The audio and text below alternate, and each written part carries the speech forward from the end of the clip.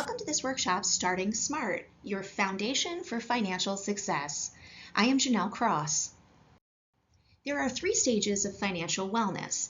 If this is not familiar, check out our Money Milestones course, which explains the stages in detail. This is a Stage 1 financial safety course.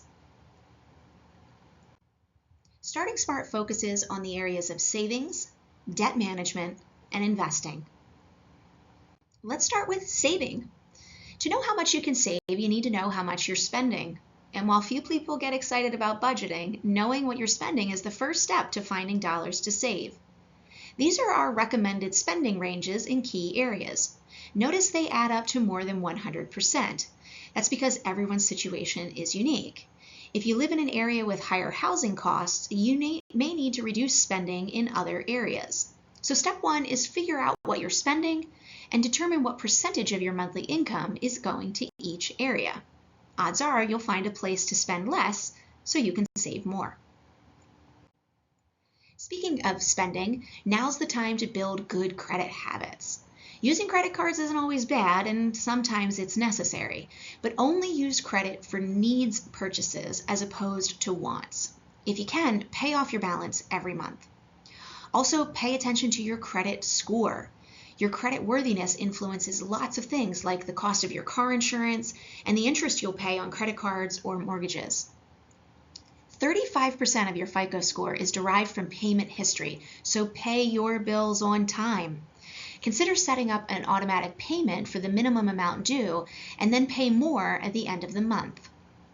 Another major component of your FICO score is the amounts owed. Aim to keep your charges under 30% of your total credit limit. One of the most essential good habits is maintaining emergency savings. Having an emergency savings account can keep you from building credit debt or raiding investment accounts when life deals you a lousy hand. Keep your emergency savings separate from other savings. Use an account that's easy to add to and hard to withdraw from. I use an online bank for my emergency savings. I can transfer money back and forth from my mobile app, but I don't carry a debit card for this account, and that makes me think twice before I dip into my savings. In our Money Milestones workbook, there's a place for you to list the reasons you will use your emergency savings. Listing things like losing a job, a medical emergency, or car repairs keeps you from thinking that getting tickets to the summer music festival constitutes an emergency. Initially, aim to save $1,000. Determine the number of months you want to allow yourself to reach that goal, and then figure out how much you need to save each month. Once you hit $1,000, try not to touch your emergency account for at least 3 months. As you progress, aim to build your emergency savings up to 6 months of your regular living expenses, including things like rent or mortgage, food, debt payments, and insurance. A medical event is a common reason to use emergency savings. Many health insurance plans have a high deductible, which means a medical event could send you into debt pretty quickly. To avoid that, consider contributing to a health savings account, or HSA, if one is available to you. Like you did with your emergency account, set a monthly savings goal and then set aside enough to cover your deductible in the desired number of months. And as a bonus, your HSA savings come with a tax deduction, which makes filling this bucket even easier. That wraps up our savings strategy. So let's talk about good habits to manage debt. The most important factor in managing debt is motivation. And as with most things, we are unique in what motivates us. There are lots of ways to pay down debt, but the 2 most common are the snowball method and the avalanche method. In the snowball method, you pay off your smallest debt first, which is great for folks who are motivated by small wins or checking things off the list.